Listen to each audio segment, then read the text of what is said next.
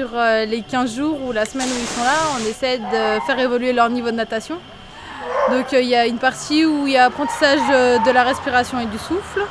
Et sinon, le reste du temps, c'est un apprentissage de la flottaison avec des placements sur le ventre et sur le dos. Avec pour certains l'apprentissage de la brasse et pour d'autres l'apprentissage du crawl et du dos crawlé. La piscine est rectangulaire, donc on fait en général 3 petits tours pour la respiration.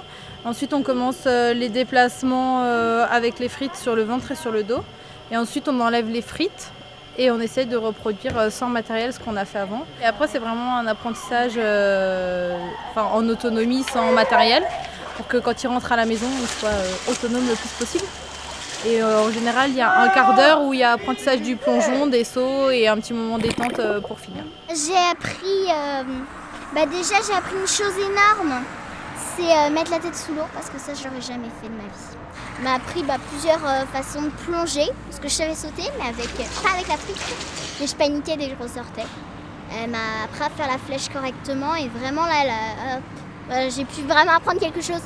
Il y a une partie du bassin où ils ont pied donc souvent c'est rassurant. Ils descendent par l'échelle et autour du bassin il y a une barre, donc ils peuvent se tenir à la barre et avoir pied en même temps. Donc c'est déjà 2 niveaux de sécurité importants. Et ensuite on évolue et on prend le temps de faire les choses doucement. D'accord, on fait des beaux ronds avec ses bras. Les mains restent bien sous l'eau. Il y a possibilité de couvrir la piscine ou de la faire complètement découverte et en extérieur. Donc c'est quand même un endroit assez agréable au milieu des montagnes, c'est super.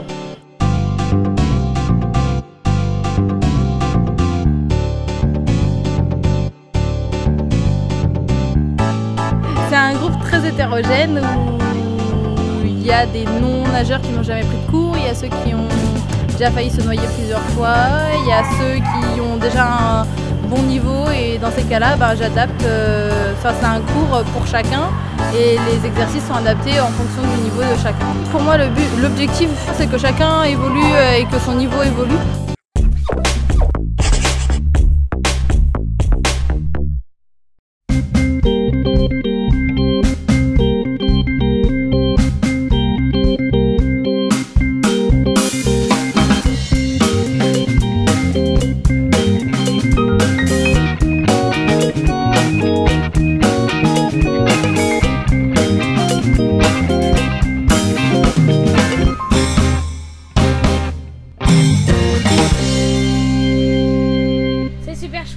Une semaine en char à voile avec les enfants, le but c'est toujours d'essayer de les faire progresser le plus possible, mais après tout en permettant d'un autre côté qu'ils puissent s'amuser. C'est pour ça qu'on place des parcours avec à chaque fois des petits jeux, des interactions. Le but c'est de rester impliqué. Voilà. On part des bases, il faut connaître le vent, il faut connaître comment on se positionne par rapport au vent, comment on s'arrête, etc. Et après, on se met à les faire évoluer sur une zone pour qu'ils puissent s'amuser le plus possible. On a appris comment monter une voile. On a appris comment commander avec ses pieds. On avait une barre et on devait pivoter avec ses pieds pour le faire tourner. Ils vont apprendre à rouler. Après, ils vont apprendre à mesurer les obstacles qu'ils ont sur leur chemin, comment les franchir, comment le passer. Ils vont apprendre à gérer la machine, comment partir, comment s'arrêter, comment ralentir, comment reposer le char sur les 3 roues, etc. Au niveau des règles de sécurité, c'est principalement en fait du bon sens. On ne va pas doubler à l'intérieur des parcours. Lorsque le char se lève, on ne va pas essayer de continuer jusqu'au bout, jusqu'à ce que ça tombe. Au contraire, on va le reposer. Quand on va dans l'eau, quand on va vite, on a l'impression qu'on est dans une bulle de gouttes. J'ai fait un slalom, on m'a fait passer dans des portes pour qu'ils choisissent la bonne porte en fonction de leurs objectifs de direction, etc.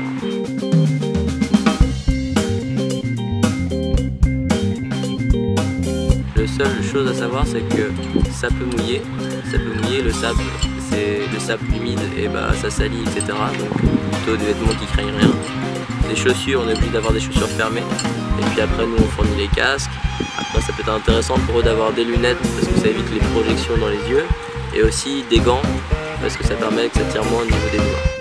Avoir 3 poulies, ça va plus vite. Ça fait lever les roues, ça fait faire des dérapages.